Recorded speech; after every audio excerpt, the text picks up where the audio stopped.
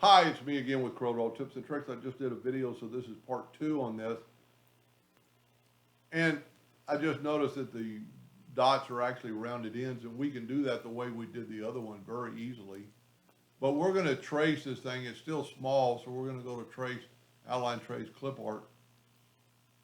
Just a few seconds, it's already got it done. We're going to take the new one over there, move it over, and then take a yellow box trick, and you're going to see that it has white on the inside. Well, if we ungroup it, go up to object and group and ungroup, we can get rid of the white just by hitting delete after we pick the white. Now the lines aren't as perfect as mine, but it might save you a lot of time, and if that's the look you might want. Anyway, I hope that helped a little bit. Thank you for watching.